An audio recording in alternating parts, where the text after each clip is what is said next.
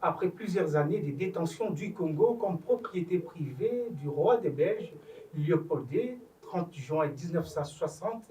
Cette date marquera la libération du Congo ou la fin de la colonisation et les débuts d'une nouvelle ère politique par la création des nouveaux Congo comme un État indépendant et souverain.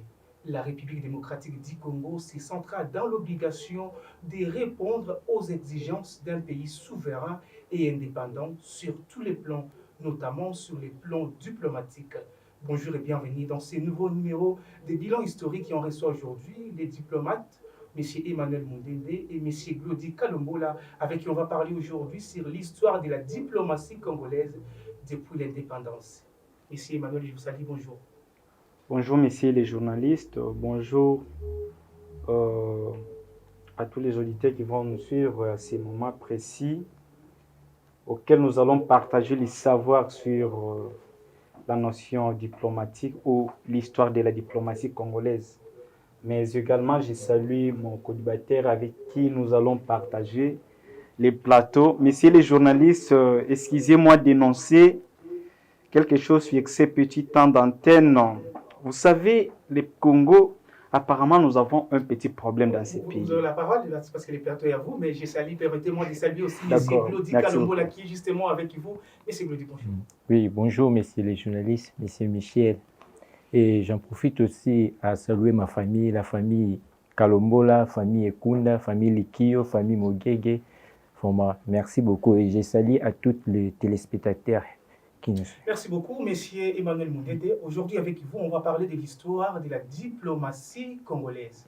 L'histoire de la diplomatie congolaise remonte aux années 1960 par la création du ministère des Affaires étrangères qui a été dirigé par le tout premier ministre de ce ministère, Monsieur Justin Bomboko.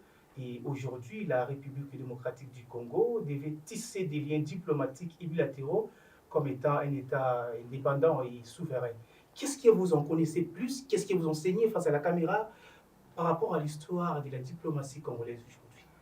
Oui, avant de répondre à votre question, messieurs les journalistes, excusez-moi d'abord d'énoncer quelques antivaleurs et les mauvais comportements de certains Congolais qui s'affichent à l'égard de leurs femmes. Vous savez, aujourd'hui, lorsque je suis en route, leurs femmes, lorsque je suis en route pour l'émission ici, il y a un monsieur qui sort sa femme sur l'avenue pour commencer à tabasser sa femme. C'est comme si dans ce pays, la justice n'existait pas et tout.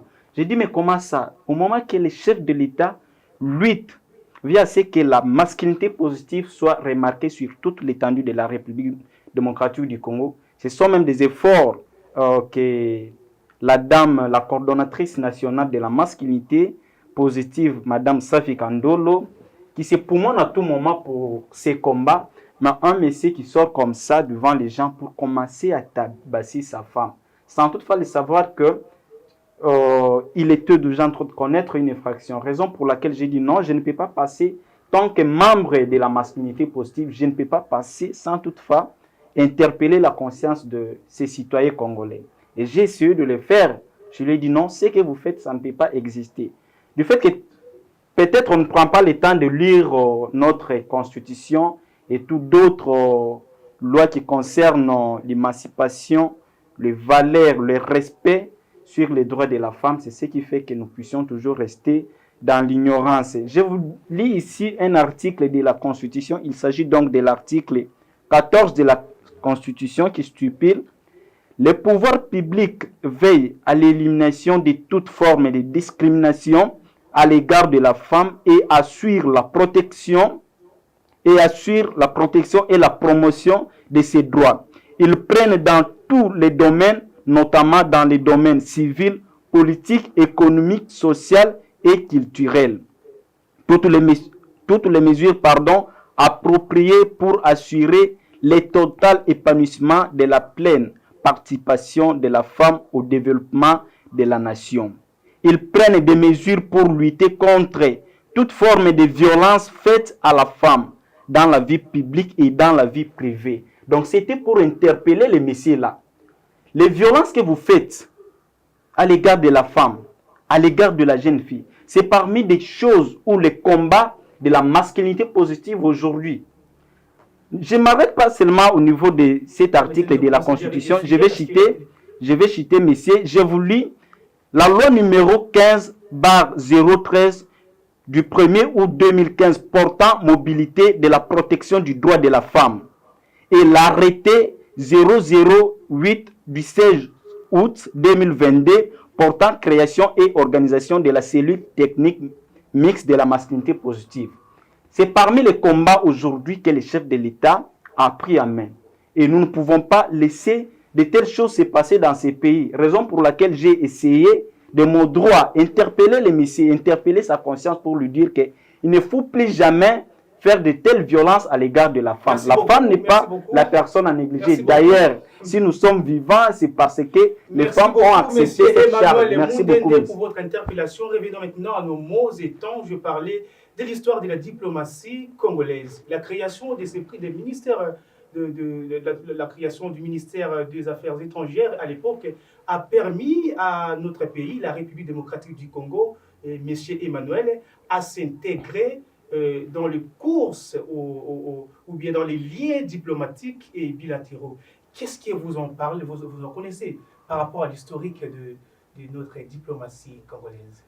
Une fois de plus, merci, messieurs les journalistes, du fait que nous parlons de la diplomatie. Et je sais bien ceux qui vont nous suivre, ils savent bien que ce sont les diplomates en devenir qui sont en face d'eux, les diplomates en formation même. Alors, parler de l'histoire de la diplomatie congolaise. Je commence avec l'arrivée de messieurs, pardon, pas l'arrivée de messieurs, mais en 1900... La création du voilà, ministère des en 1960, en 1960, l'État congolais accède à l'indépendance. Alors, du fait que nous sommes devenus un État indépendant, nous devons avoir des relations bilatérales tant que d'autres multilatérales avec d'autres États. Pour avoir ces relations, il faudra que la RDC puisse avoir un ministère approprié à ces domaines. Donc, le domaine de la diplomatie. À l'époque, il y a la création du ministère de relations, pardon, du ministère des Affaires étrangères qui a été chapeauté à l'époque avec les tout premiers ministres de ces secteurs, le ministre Jean-Marie Bomboko, qui accède à ces postes de 1960 à 1963. Alors, ici, il faut analyser dans le sens que qu'est-ce que la RDC a fait ou avec l'arrivée de ces messieurs au ministère des Affaires étrangères, quel était son apport? Je vous rappelle ici que là, nous sommes avec la République qui a été dirigée par le tout premier président de l'histoire de la RDC, M. Kassavou, qui arrive au pouvoir, un pays à peine accédé à l'indépendance avec plusieurs défis, bon, qu'il faut relever plutôt. Le monsieur qui arrive au pouvoir en nommant M. Jean-Marie Bomboko comme le tout premier ministre, avec la vision peut-être de bien organiser ces secteurs afin que la RDC, qui a été longtemps sous la colonisation de la Belgique, puisse au moins s'exprimer sur la scène internationale. Lorsque ce monsieur arrive, oui, il a au moins fait ce qu'il pouvait faire, mais moi, étant que diplomate en devenir, je pense que cela était toujours insuffisant avec la taille de la RDC, la représentation de la RDC ici d'abord au niveau national, avec ce que le monsieur a répondu à l'époque comme son travail, cela était tellement insuffisant. Un grand pays comme la RDC, c'est pour cela que je dis, désormais, s'il faut nommer de tels gens au tel poste, il faut avoir d'abord les castings, il faut regarder le parcours du monsieur.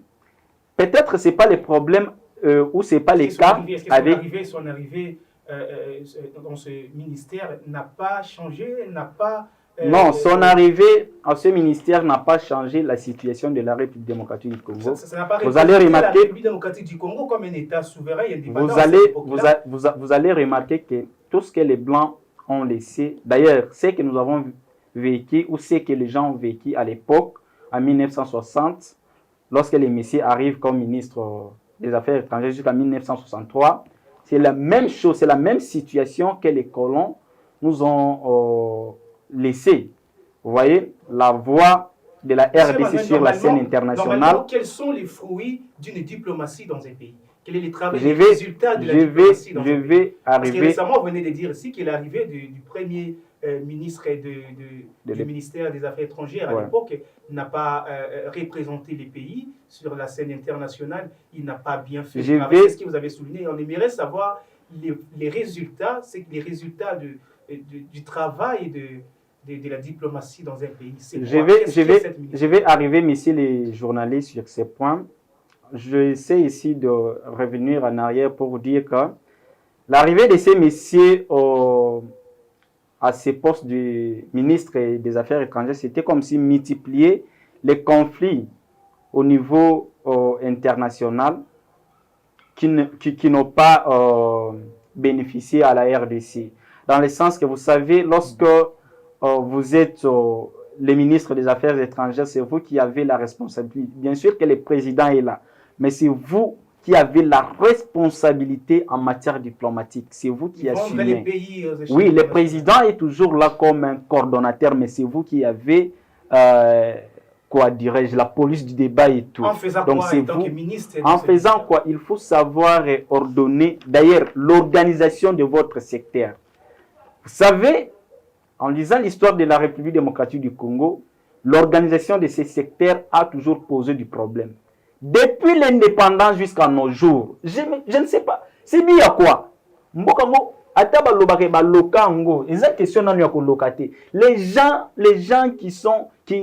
Les gens qui sont nommés comme des ministres des Affaires, lorsqu'on vous nomme ministre des Affaires étrangères, il faut que on s'adresse pas non, je m'adresse. C'est là son existence oui, a apporté. Oui, mais c'est ça votre question, non? Je vais répondre à votre question. Les temps on vous nomme dans ces postes, les postes du ministre des Affaires étrangères, c'est un poste clé pour le pays. C'est un poste qui cherche à booster le développement du pays, puisque c'est en fonction de ces postes-là ou de ces secteurs-là des affaires étrangères que le pays peut entamer le développement. Mais lorsque vous nommez une personne qui peut être incompétente dans ces secteurs-là, vous attendez à quel objectif? Dans ce ministère, il n'était pas compétent, c'est ce que vous voulez dire? Non. En matière diplomatique, moi je dirais qu'il n'était pas compétent. Quel est le travail normalement qu'un ministre des Affaires étrangères doit faire pour le ministre des Affaires étrangères? Voilà, le ministre des Affaires étrangères dans son secteur, il a le plein droit de bien collaborer avec d'autres pays. Pas seulement les pays, mais aussi les organisations multinationaux. Vous avez peut-être, pourquoi on l'appelle le ministre des Affaires étrangères et de la francophonie? Parce que en dehors des États, en dehors des relations que peut entretenir l'État avec d'autres États, l'État en même temps aussi entretient les relations avec d'autres organisations qui sont des acteurs aussi à part entière sur la scène internationale. Alors lorsque vous nommez une personne qui ne représente pas, une personne qui ne pèse pas d'ailleurs sur le plan national, c'est tout un problème pour aller représenter son État au niveau national. Cette personne qui est nommée là doit répondre à tous les critères d'un bon ministre, un ministre qui a le contrôle de son secteur. Je donne la parole à M. Kalombola Glody qui est aussi avec nous, comme ça on va revenir. Merci beaucoup. On parle évidemment de l'histoire de la diplomatie congolaise depuis sa création. Et quel est le travail des ministres nommés au sein du ministère des Affaires étrangères pour travailler dans ce secteur qui regarde la diplomatie? Qu'est-ce qu'il regarde en premier? Qu'est-ce qu'il doit faire en premier? C'est que le tout premier ministre de ces ministères n'a pas pu faire, qui a causé des problèmes jusqu'à aujourd'hui, qui a causé des problèmes au pays de ses décollés. Okay. Merci beaucoup, messieurs les journalistes, pour la question. J'ai vraiment aimé la question. Et c'est vraiment pertinent à casse. Le président de la République, c'est lui qui incarne la vision politique et la vision diplomatique d'un État. Le ministère des Affaires étrangères est là juste pour exécuter, appliquer ou coordonner la vision du chef de l'État. C'est ainsi dit, le président est le premier diplomate d'un État. Okay. Et en revenant, en parlant sur l'historique de la diplomatie congolaise, je rappelle la date du 30 juin 1960, c'est la date de la naissance de la politique étrangère ainsi que de la diplomatie, parce que ce sont des contextes complémentaires. On ne peut pas parler de la diplomatie sans pour autant parler aussi de la politique étrangère ou de la politique extérieure d'un État. La politique étrangère, elle est faite pour les États souverains et la RDC est un État indépendant et souverain. Dans chaque régime politique congolaise a apporté une nouvelle vision ou une nouvelle politique à la diplomatie congolaise et surtout la diplomatie congolaise n'est pas vraiment constante pendant les régimes, les différents régimes.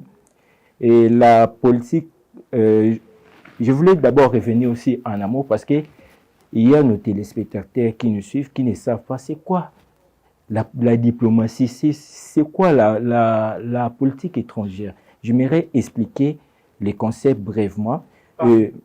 La diplomatie, elle comprend plusieurs définitions. Je peux définir la diplomatie comme état technique établi à négocier, comme étant aussi l'art de la négociation.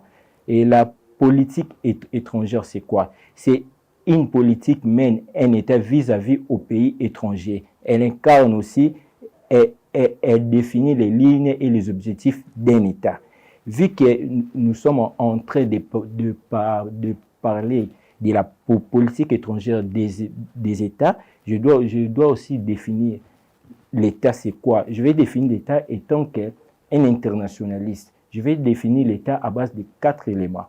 Il y a premièrement la population, territoire, la souveraineté, et puis la reconnaissance sur le plan international, être reconnu par l'ONU. En effet, l'objet de la diplomatie, c'est juste d'entretenir des bons voisinages en protégeant l'intérêt national. C'est quoi l'intérêt général et l'intérêt national?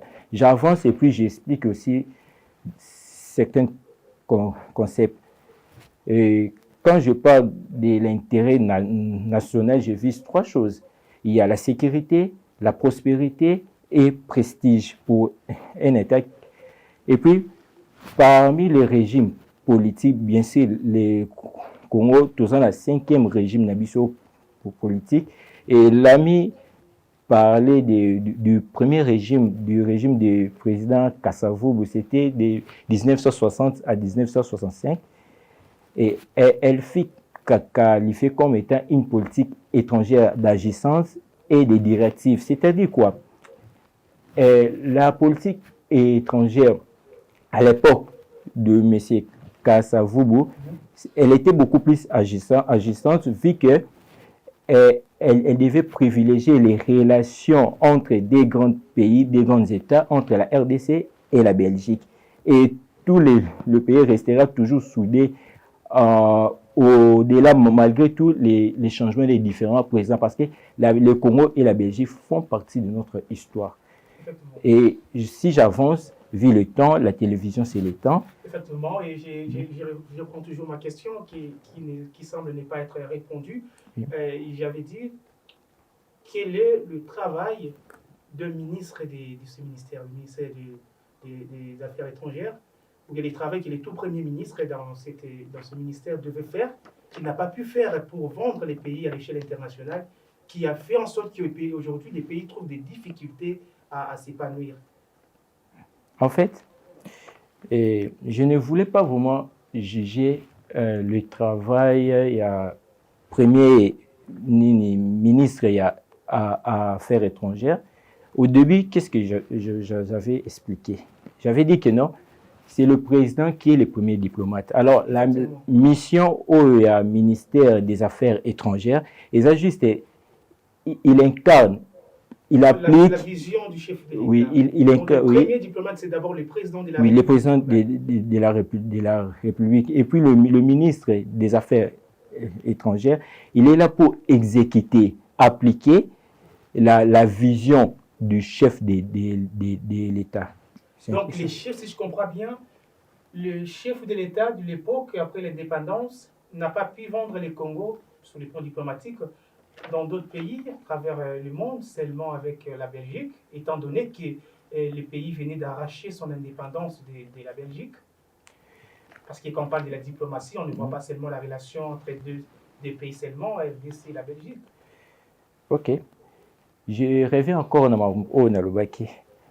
J'avais dit que premier régime Nabiso, ils ont qualifié agistance et des directives. Agistance, pourquoi? Parce qu'on devait d'abord entretenir des bonnes relations entre nous, Nabato Oba, coloniser Kibiso. Avant de pouvoir se vendre à l'échelle internationale, on devait d'abord entretenir des relations diplomatiques avec la Belgique, oui, comme la Belgique, d'un État indépendant à l'époque, on peut dire, c'est ça? Oui, on devait faire ça. Monsieur Et Emmanuel, c'est ce qui a été fait. Qu'est-ce que vous avez ajouté par rapport à l'histoire de la diplomatie congolaise par rapport à ça? Oui, ça fait toujours du bon lorsqu'on parle C'était ça l'erreur de la diplomatie. Premier ministre de l'époque, parce qu'il n'a pas pu vendre le Congo à travers le monde, seulement avec la Belgique, et qui d'où l'État congolais venait de naître. Il ne faut pas seulement parler de l'erreur du tout premier ministre en matière diplomatique ou ministre des Affaires étrangères qu'a connu la République démocratique du Congo. Le ministre des Affaires étrangères, lorsqu'il est là dans son secteur, c'est quelqu'un qui est là pour appliquer ou mettre en œuvre la vision qu'incarne le président de la République. Mais alors, il faut savoir, lorsque vous voulez parler des résultats ou de la vision de celle-ci, ou donc je fais allusion à l'État, ou de celui-ci qui je fais allusion au président de la République. Lorsque j'ai essayé de parler que le Messie avait échoué. Pourquoi j'ai parlé que le Messie avait échoué? Parce que celui qui incarnait ou celui qui représentait l'État n'avait pas une vision, n'est-ce pas, globale pour les relations extérieures de la RDC sur la scène internationale. Donc, vous parlez que le régime de l'époque n'avait pas une vision large sur le plan diplomatique. Oui, effectivement, effectivement, avec le régime de Gassavo, vous allez remarquer que beaucoup, ils ont essayé d'entretenir, voilà, parce qu'ils étaient colonisés. C'était les enfants, voilà. Chéris de la Belgique. C'est ça, mais le problème n'est pas celui-là. Et ils n'ont pas passé que, après leur départ, peut-être le Congo va évoluer, le Congo continuera. C'est ça que, si j'ai fait un pas en arrière pour dire, en Sciences Po, on parle de la continuité de l'État. Lorsque vous êtes aux affaires de l'État, il ne faut pas penser que vous allez partir et cela va prendre fin.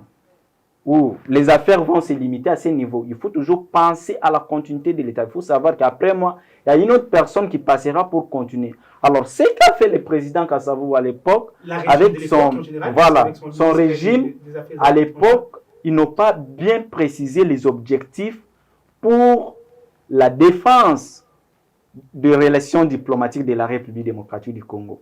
Ce qu'il faut savoir dans les relations... Parce qu'ils avaient peur. Non, c'est pas question... On doit d'abord entretenir la relation avec celle-ci. Non.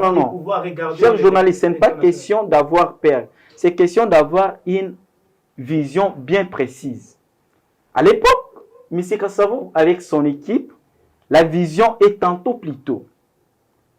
De ces fois, le matin, ils ont dit ceci, le soir, ils vont changer pour ceci. Alors, comment un État déjà à l'interne, vous avez un problème d'organisation? Comment vous allez sortir au niveau international pour peut-être défendre vos intérêts? C'est ça le problème qu'a connu M. Kassavou avec son régime.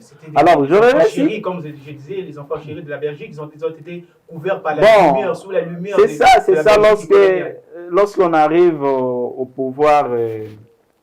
on n'a pas maîtrisé. Et qu'est-ce que c'est le pouvoir? Ça cause toujours problème. Qu'est-ce que vous évaluez la diplomatie régime à l'époque? La diplomatie de ces régimes n'a pas servi. la fondation de l'histoire de la diplomatie en République démocratique. La diplomatie de ces régimes n'a pas servi les peuples congolais, mais aussi l'État congolais. Ça n'a pas servi l'État congolais à se préparer diplomatiquement. à aller de l'avant. Alors, du fait qu'à l'époque, nous avions d'abord connu des tout petits problèmes là avec les gens qui devraient représenter l'État congolais sur la scène internationale, c'est ce qui a causé du tort à la République démocratique du Congo à l'époque.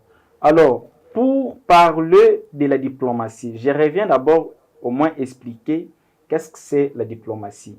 Vous avez parlé, vous avez évalué déjà la diplomatie de l'époque, de la première régime à l'époque. Oui. Vous avez dit que c'était fiasco, ça n'a pas permis à l'État. Ça n'a pas permis à l'État d'avancer. Voilà. Normalement sur les plans diplomatiques. Permettez-moi, je vous rappelle que je suis avec des étudiants en relations internationales. Ils sont des hommes d'État, ce sont des personnes qui étudient l'État, mais aussi la diplomatie des relations internationales. Monsieur Emmanuel Mundende avec Glody Kalombola qui est avec moi. En parlant de la diplomatie, monsieur Emmanuel, vous avez déjà évalué le bilan de la diplomatie de l'époque. Vous avez dit que ça n'a pas permis à l'État congolais à se préparer sur se lancer sur la voie. La République démocratique du Congo, M. Emmanuel, le président Félix Tshisekedi, lors de sa prise de pouvoir comme le président de notre pays, a fait de la diplomatie comme je peux dire ça, machette de bataille. Il voulait redynamiser la diplomatie congolaise, étant donné que c'était fiasco. Selon vous, M. Emmanuel, il y a aujourd'hui un mandat déjà passé, donc 5 ans après la gestion du président Tshisekedi qui d'ailleurs avait mis la diplomatie comme au-dessus de tout. Comment évaluez-vous la diplomatie de M. Félix après 5 ans de ce mandat dernier? Oui, évaluer la diplomatie de M. Félix Tshisekedi, le président de la République démocratique du Congo, c'est une question très pertinente. M. Félix Tshisekedi qui arrive au pouvoir... N'oubliez pas qu'on n'évalue pas les bilans de la diplomatie de Félix, mais on évalue les bilans de la diplomatie congolaise. Mais sous les régimes de M. Félix, c'est ça. M. Félix Tshisekedi qui arrive au pouvoir par la voie alternative, puisqu'il faut savoir que c'est la toute première, selon l'histoire de la République démocratique du Congo, qu'un président puisse arriver au pouvoir par la voie alternative, donc la voie des élections. Il y a eu quelqu'un qui était là et il a accepté à ce que l'État puisse continuer dans la voie passive. Il a passé l'État, il a passé le pouvoir à une autre personne par la voie des élections. Alors, je reviens un peu, voilà, je reviens pour parler de M. Joseph Kabila. M. Joseph Kabila, sous Joseph Kabila, vous allez remarquer que la diplomatie de la RDC, je vais chuter par la diplomatie sous M. Félix Tshisekedi. Je parle un peu seulement de la diplomatie sous le président Joseph Kabila. M. Joseph Kabila, avant de quitter le pouvoir, vous savez, il y a un problème avec les États africains. Lorsque vous êtes dirigeant d'État africain, il faut savoir entretenir des relations avec l'Occident. Mais de quelles relations? C'est ce qu'a fait M. Kabila. Kabila arrive au pouvoir, il essaye de négocier, il essaye de parler avec l'Occident. Il a trouvé depuis ces années, je me rappelle, peut-être c'était en 2015, que les relations entre la RDC et l'Occident a essayé de perturber dans son ordre. Vous allez remarquer qu'en 2016, M. Joseph Kabila dit non, il faut changer une certaine manière de faire les choses avec l'Occident. Il faut changer la vision vis-à-vis de l'Occident. Alors, du fait que sa vision était déjà changée, il a voulu lancer une nouvelle vision, mais le temps, lorsqu'on dirige l'État, il faut tenir compte du temps. Le temps ne lui a pas permis pour anticiper à ce que sa vision était sur les relations diplomatiques et autres. Alors, M. Félix, lorsqu'il arrive, c'est ce que je dis, il faut toujours tenir compte de la continuité de l'État. En réalité, M. Félix devrait continuer avec cette vision qu'a laissé son prédécesseur. C'est-à-dire que briser des relations diplomatiques avec l'Europe. Pas seulement briser, non. on ne peut pas dire que vous voulez briser des Quelle est relations. quelle est cette vision Voilà, que la le vision, président, la vision que le sortant président, avait laissée sur la vision que le président Félix devrait utiliser tout au long de il y a son hérité par respect de son premier mandat, c'est cette vision-là de négocier égal à égal avec l'Occident. Nous le savons que c'est un peu difficile aujourd'hui de négocier égal à égal avec l'Occident, mais il y a toujours des procédures qu'il faut utiliser sur la voie diplomatique pour bien négocier. La deuxième des choses, il faut savoir qui nommait, d'ailleurs, le premier poste du ministre ou des ministres des Affaires étrangères qui nommait, et aussi les ambassadeurs. C'est là où posent les problèmes majeurs dans les secteurs des affaires étrangères de la République démocratique du Congo. On nomme n'importe qui ambassadeur. On ne peut pas donner ces fonctions-là de diplomate à n'importe qui.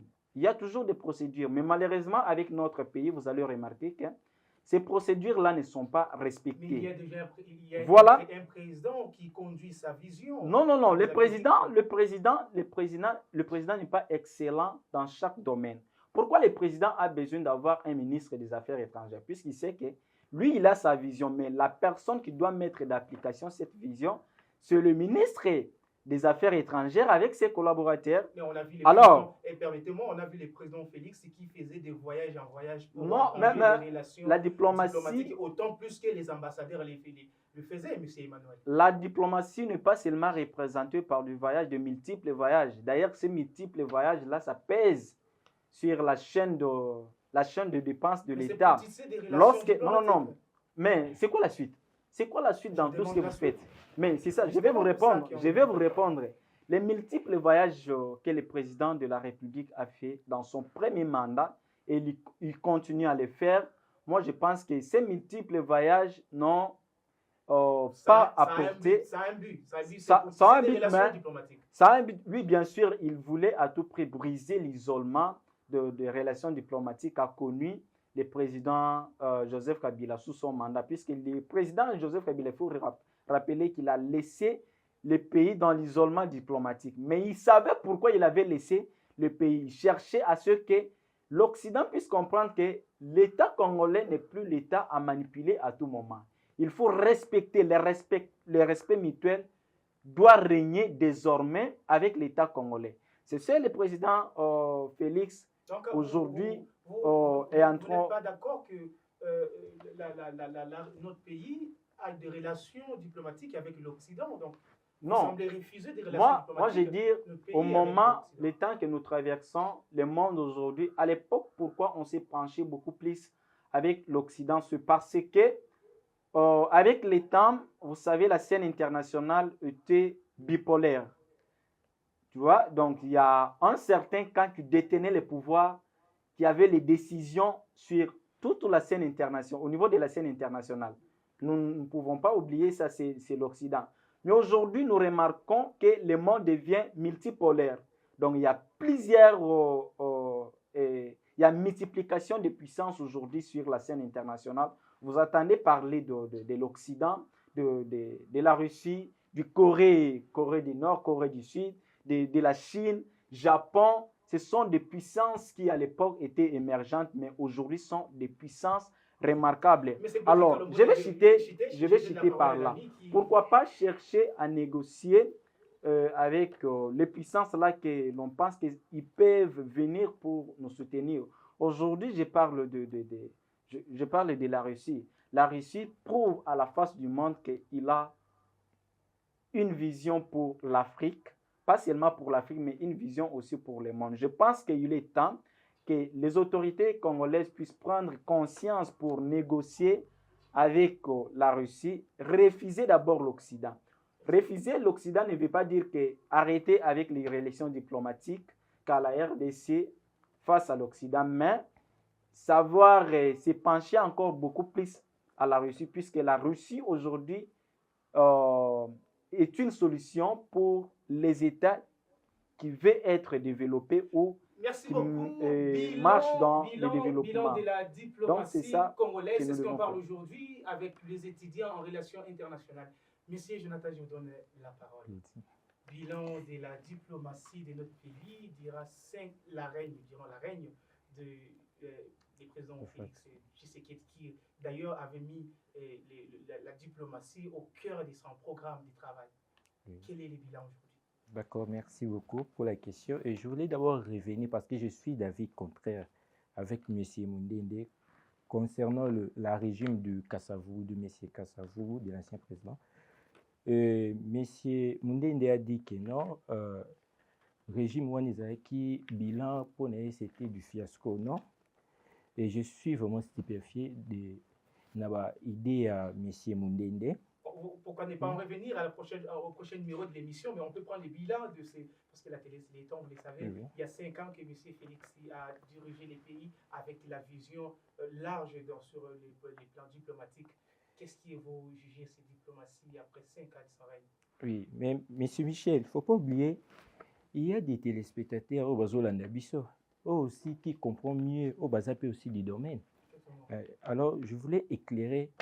Mais, faute de temps, je vais avancer un peu directement dans le régime. Il y a le président Félix Antoine Tshisekedi. Et à propos, il y a diplomatie, il y a M. Félix, le président actuel. Au début, à Koutaki, État politique extérieur, relations extérieures, il y a RDC, c'était vraiment... La RDC n'entretenait vraiment pas de relations au niveau international. Alors, M. Félix devait faire quoi? Il devait pratiquer la diplomatie d'ouverture. C'est quoi d'abord la diplomatie d'ouverture? C'est une nouvelle politique extérieure caractérisée par la diplomatie de terrain, l'ouverture au monde pour marquer le retour de la RDC sur la scène internationale. Ceci étant, M. Félix Tshisekedi... Durant les républiques passées, oui. Notamment le régime de M. Joseph Kabila, la RDC sur la scène internationale n'était pas visible. Oui, oui. Nous étions dans l'isolement, c'est ce que vous voulez dire. Donc l'entrée de Félix Tshisekedi, c'était une nouvelle ère pour la République démocratique du Congo, c'est montré sur la scène internationale. Oui, c'est ce que vous voulez dire. Oui, bien sûr que oui, parce que le président Félix a salaki autant de voyages, c'est parce qu'il voulait tisser des très bons voisinages avec la République démocratique du Congo. Du terrain, comme vous oui, du terrain. Il est mon corps, parce qu'au début, j'avais dit, c'est le président qui incarne la vision diplomatique et le président a sa première diplomate, il y a été naïf. Et après un temps, on constate au Congo, il y a eu des guerres, notamment des conflits armés. Et à cet instant-là, le président Félix devait aussi mettre en pratique la diplomatie de guerre. Et ça, oui, et ça consistait en tout ça caractérisé. Elle exige les efforts pour gagner des alliés, les défis de la coopération avec les alliés et empêcher les partis neutres de devenir ennemis. Je m'explique par là. Vu la guerre, tout que non, le Congo est toujours attaqué dans l'Est, il y a pays Nabiso. Et la diplomatie de la guerre est avantagée parce que nous devons créer des alliés. Les frères a parlé de la Russie. Et je me suis posé des questions. Est-ce qu'en Afrique, la Russie a soutenu un pays en termes de militaire, en termes pour garantir la paix? Alors moi je propose ceci. Au lieu la RDC a tissé, oui, tout ça a besoin de la relation diplomatique avec la Russie. Mais moi je propose que la RDC a ça là. Déjà nous avons des relations diplomatiques. Oui, avec... je n'ai pas nié ça, monsieur. Vous venez de dire que le président Félix Tshisekedi arrivé au pouvoir devait normalement faire la diplomatie du terrain. L'ouverture, oui, oui. Pour lui, selon vous, de représenter notre pays sur la scène internationale parce que d'ailleurs, il avait trouvé les pays à l'isolement. Alors, qu'est-ce que cela a apporté enfin aujourd'hui, il y a 5 ans, et aujourd'hui il accède à un autre mandat? Qu'est-ce que cette diplomatie du terrain a apporté enfin? Oui, merci beaucoup pour cette question. La diplomatie du terrain, parce que M. Félix Tshisekedi, tant aujourd'hui pouvoir, a coûté d'abord notre pays, tout ça qui est en embargo. Et grâce à cette diplomatie, le Congo a réussi à échapper à l'embargo. Et tozalaki pe na ba relation beaucoup plus médiocre avec certains États. Et grâce à ba voyage, et apporté énormément na pays na biso. Qu'est-ce que cela a apporté justement la question? Moi, je voudrais savoir si le plan diplomatique est réussi, si on peut le dire comme ça, dans un État. Quels sont les domaines qui, les résultats de cette diplomatie réussie se montrent, en fait, ce que j'allais demander. Si aujourd'hui on peut dire que la RDC a réussi dans tous les domaines diplomatiques, ça se montre dans quel domaine?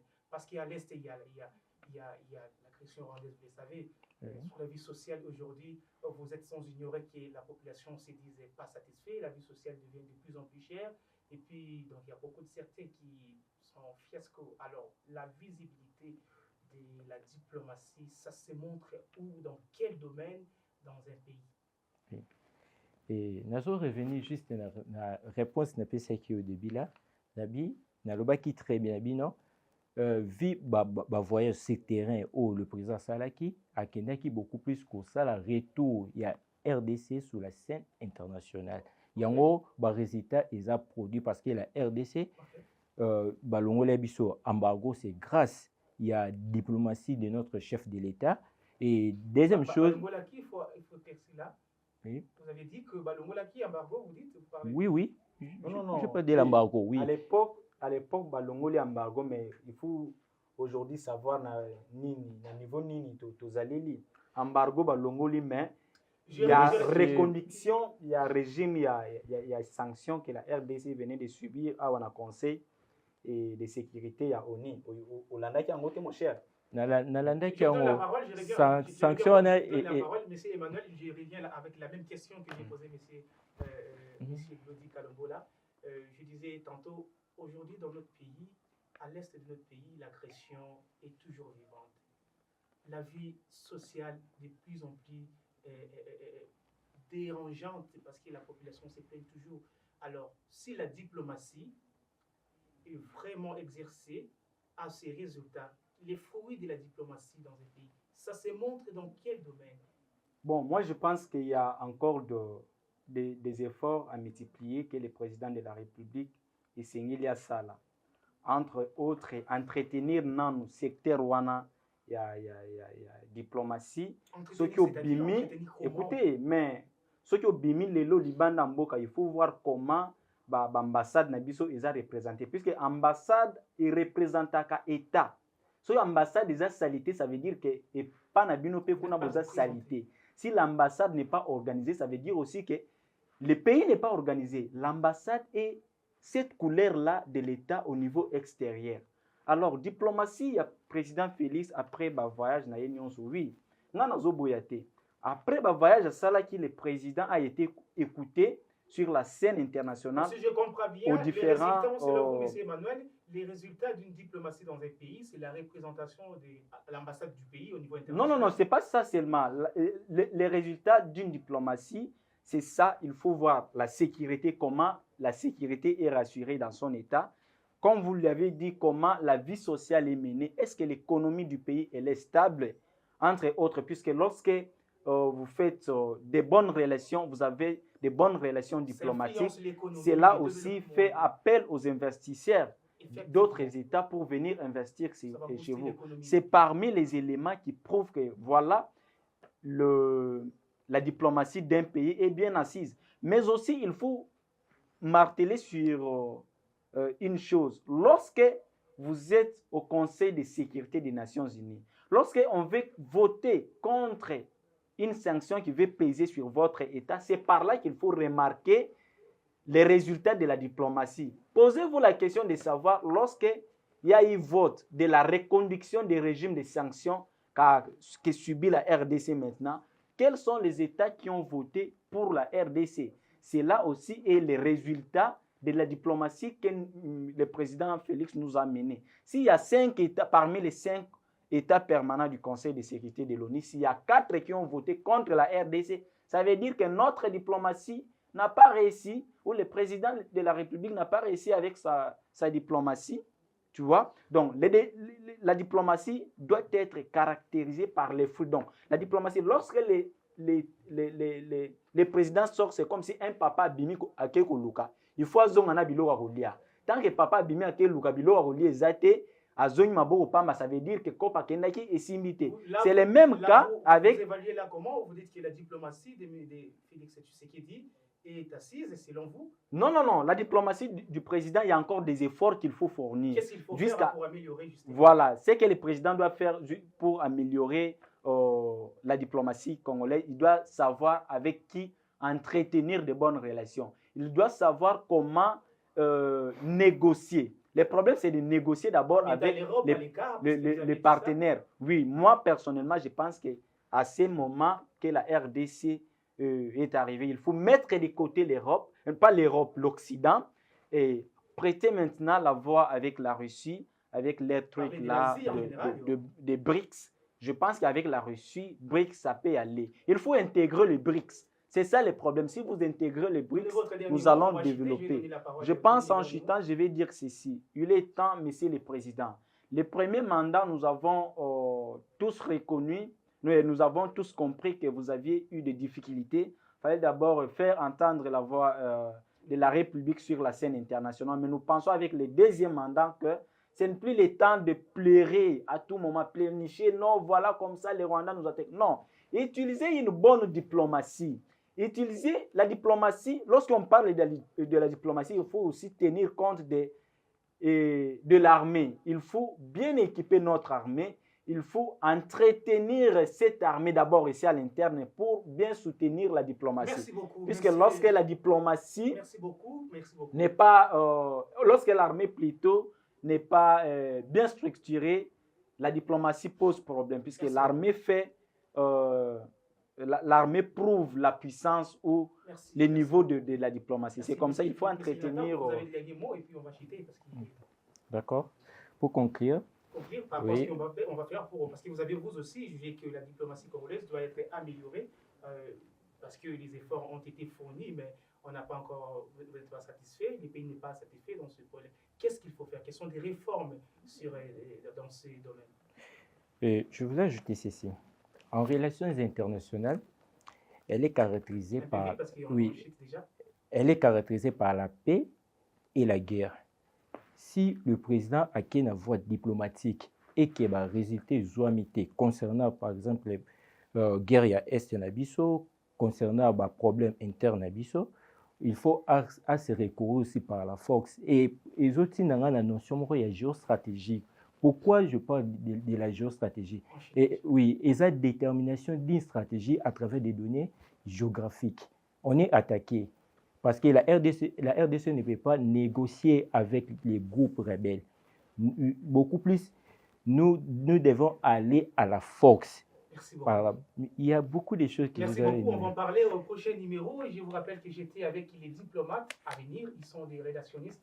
M. Emmanuel Mundende et M. Glody Kalombola qui étaient avec moi au plateau, dans Bilan historique. Avec eux, on a parlé du bilan de la diplomatie congolaise depuis la colonisation. On se dit au revoir et on se retrouve au prochain numéro de cette émission. Je vous dis ciao.